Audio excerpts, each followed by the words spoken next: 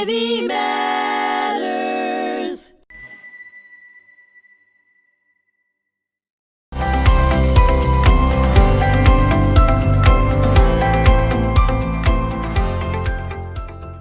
Hello, and thank you for joining me today. I'm your host, Rebecca Sparacio. This podcast is a production of the Holocaust Memorial and Tolerance Center of Nassau County.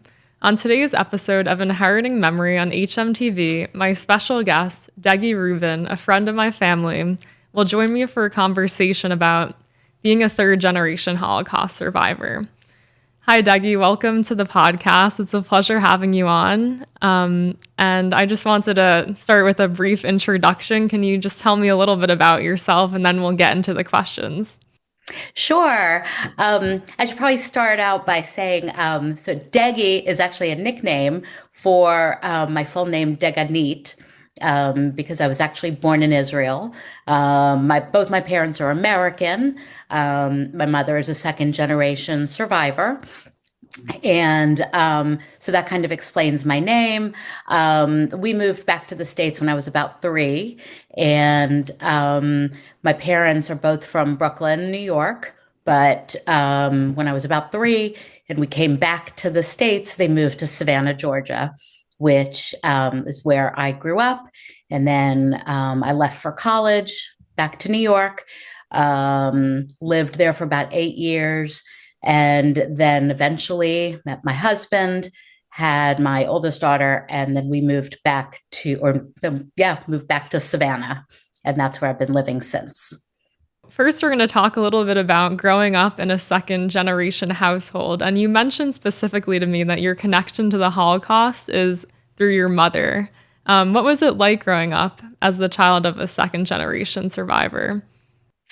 Yeah, so I kind of think about it almost as like a condition that you might have from birth. In other words, it was always there in the background. I knew it for as long as I can remember that my mother was a second generation, a child of Holocaust survivors, but it wasn't as though it was something that felt super unusual or strange. It was more just like a fact of life. Like I said, sort of having glasses, it was there, and not that it was normalized in my family growing up, but it wasn't something that was emphasized in our family as kind of anything but matter of fact.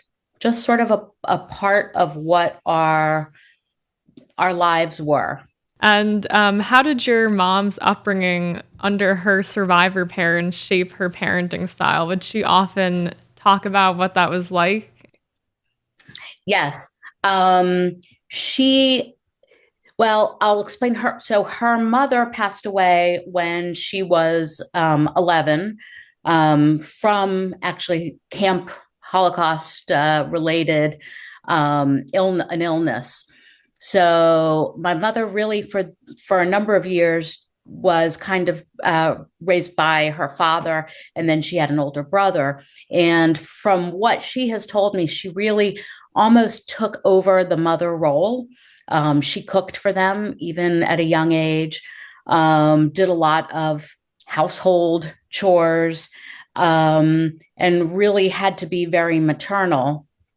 And I would say she also was very conscious of what her father had gone through. And of course, she had the trauma of losing her mother at a young age.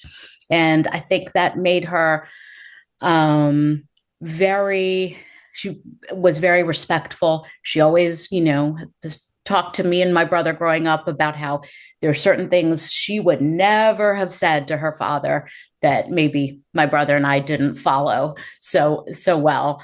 But I would say from everything she has told me, and I know we'll get into how she was as a parent, she had a lot of humor, kind of as a strategy for dealing with it, warmth, kindness, that was sort of what was emphasized. I get the sense in her family, and then as a mother to me as well. Can you tell me a little bit more about her parenting style? Is there anything else that comes to mind? Yeah, I would say that she was very hands off as a mom.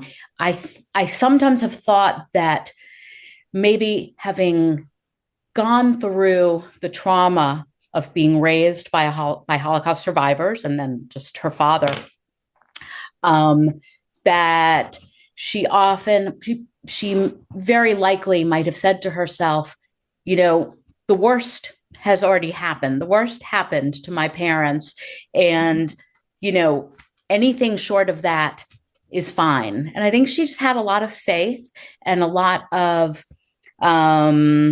just a lot of confidence that my brother and I didn't need overparenting. So she was very trusting of both of us, and you know, just not strict, pretty lenient. I would say definitely protective in certain ways that I didn't see with my other peers. She really didn't, she kind of managed, along with my father, what we watched on TV, what we were kind of exposed to as much as she could control it.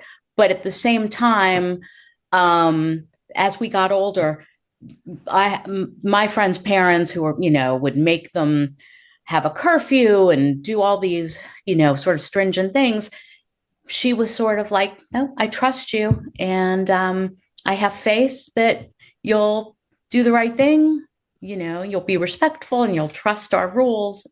So yeah, but I think that all stems from her background. Okay, yeah, that makes sense. And you had mentioned that like she kind of treated it as like the worst had already happened to a certain extent. Um, okay. And did your mother openly discuss like stories of her parents or of the Holocaust with you guys? She did, very, very open.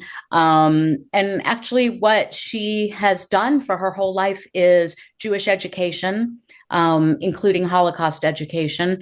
And my brother was a little more interested in some of the specific details. I wasn't as curious or interested, but so we could ask anything we wanted, and she would openly discuss, you know, which came from her parents very openly discussing it with her, even as a young child, and telling her exactly what their experience was and what they went through. So, yep, that was one kind of, I guess I'll say, nice thing about it was we never felt that it was a taboo subject or that we had to, you know, walk on tiptoes around her. And I don't think she felt that way around her parents either. And were there any like moments that come to mind for you of like an anecdote that she told you or your brother? There's lots of anecdotes. There are anecdotes from her childhood, and I should say she has been in the process for a number of years of writing a book about what it's like growing up as a child of Holocaust survivors, with a lot of humor. So some of the anecdotes that she would share were about her attempt to interpret certain things in her household, such as when she was very young and she went to school and they read in a class about Little Red Riding Hood. And they got to the part about a grandmother. And my mom had no idea what a grandmother was. And she came home and said, you know, Daddy, what's a grandmother? I mean, this was after, you know, or Mommy, I guess her mother was still alive. And so that had to be explained in the context of, you know, this is a children's book and this is what, you know, this is what most people have. You don't, and this is why. My grandmother also had a lot of scars on her back from from certain experiences that she went through in the work camp that she was sent to, which I can talk about later. And my mother never wanted to ask her how she got them. So she always just imagined or created scenarios in her head that were more comfortable than what she eventually found out was the truth. There are other anecdotes and stories that she has told us, specifically that happened to her parents. So I think my brother and I really had a good sense of what it was like, both from our mom, and what it was like for her parents. And would she talk about like missing having grandparents? Did she ever mention that to you guys at all? Not really in terms of any sadness. And my mother is a very, very optimistic, positive person. So she didn't really express to us too much in terms of sadness. I think it's more just that I don't think she really knew what she was missing, and probably until she became a grandparent or grandmother. And so no, it was just kind of, again, a fact of life for her. And now we're going to move on a little bit to like the story of your grandparents, of what you know. Can you tell a clear narrative of your grandparents' journey? Yes, absolutely. So my grandfather, my mother's father, his name was Samson Mandelbaum, and he was born in a small Polish town called Szczakowa.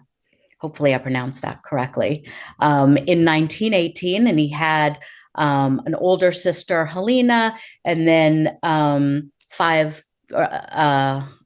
older brother, and then four younger brothers. So large, very Orthodox Jewish family.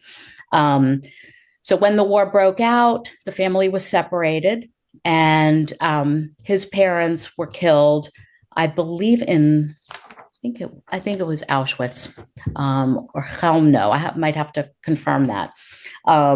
But his parents were killed, and he and his brother traveled to Russia, where he joined the Russian Liberation Army. He lost track of his brother. And when the war ended, he then traveled to Germany, and that's where he met my grandmother, my mother's mother, actually in a displaced persons camp. They then got married, and in 1945 came to the US. And eventually he reconnected with his older sister. She lives in Israel, or she lived in Israel, she's passed, and three other brothers. So there was kind of a, happy side there. But he was never in any of the camps. Now, my grandmother, on the other hand, she came from Lodz in Poland, and her name was Ruth Korek. And let's see, she had two younger brothers and a younger sister. The younger sister, Sally, also survived. Before the war, she actually worked as a journalist. And, once the war broke out, her parents and younger brothers were deported to Chelmno, where they were killed. And she and her sister, Sally, were sent to a slave labor camp called, I have to see if I can pronounce this, Skarżysko Kamienna. Pretty known for being a pretty brutal work camp. So after liberation, she ended up in that displaced persons camp called Landsberg. And in 1949, and she had met and married my grandfather, Samson, and then they moved to the United States. So that's the details of my grandmother's experience in the camp. I know about as well, and that was it was awful, but it wasn't a death camp, and she survived. Are there any like anecdotes you can tell from her experiences in the camp at all? Yes, the one that I remember my mother telling me and telling my brother when I was very young, was that my grandmother in this slave labor camp, they were tasked with making bullets. She and her sister were in this same camp making bullets, and she had the thought at one point in the whole process that these were bullets that were being used to kill Jews. And so she decided kind of on her own that she was going to do whatever she could, if she could get away with it, to sabotage these bullets. And I'm not exactly sure how she was able to do it, but unfortunately, she was discovered. And she was not killed, but she was taken, I guess, into another part of the camp and badly whipped, which is why she has the scars on her back, and very much made an example of. But my mother always tells that story in the context of, from her mother's perspective, whatever she could do in her small way to try to save Jewish lives, she was going to try. And that if it cost her her life, it would cost her her life.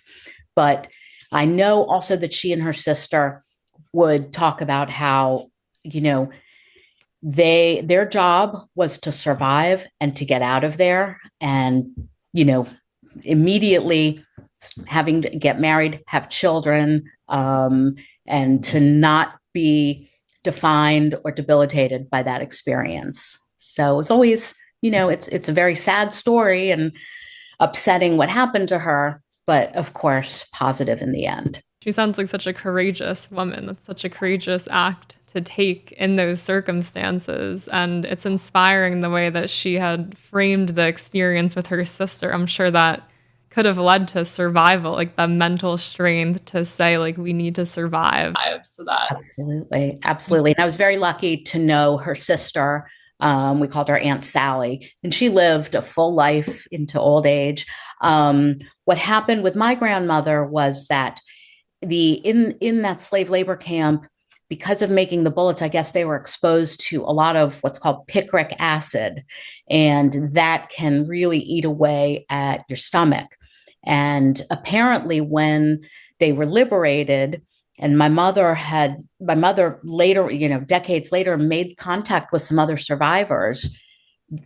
Some of them knew my grandmother. She had already died, but they said at the end, when they were being liberated, she had turned very yellow and her eyes were yellow, which is, I guess, indication that you've had too much exposure to this acid, and that, had she been in the camp for not much longer, she wouldn't have been able to survive.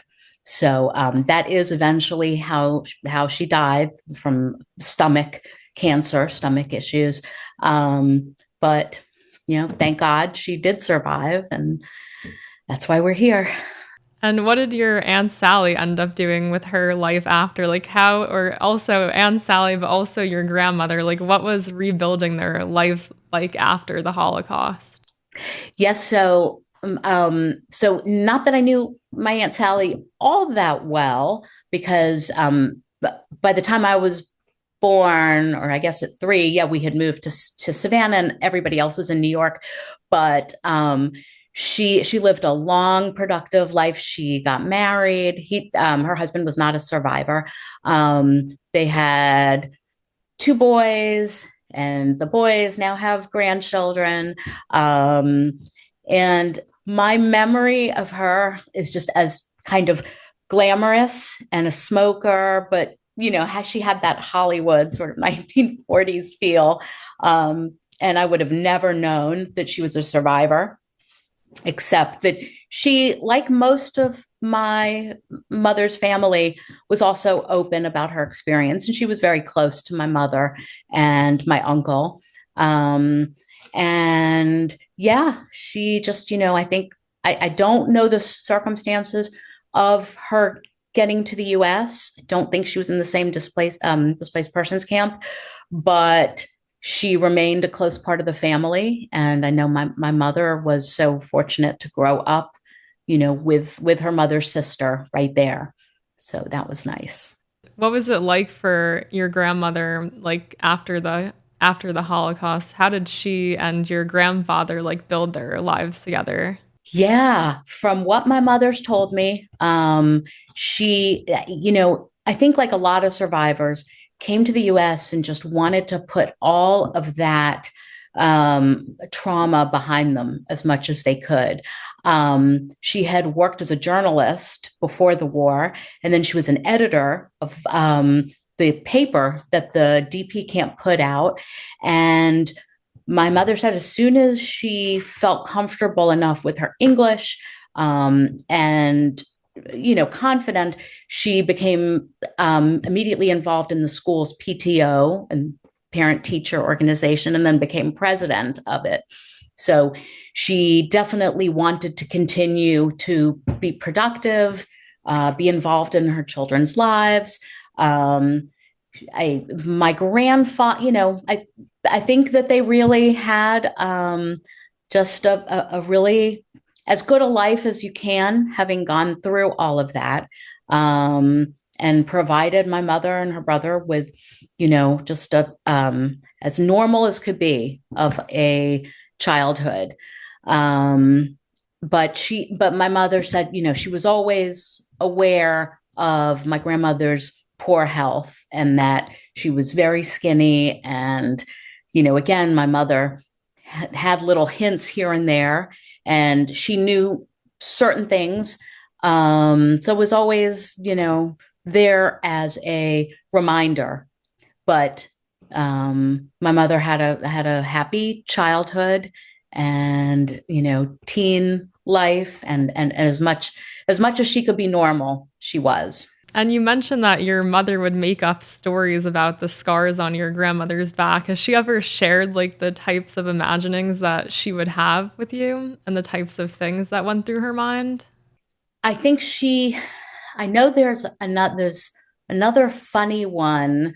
I mean, funny in a child's head about, I think, something that she asked about when she would ask questions of her parents about the war. And as she was a child, and they would try to explain things to her as best they could without lying, but also without being scary.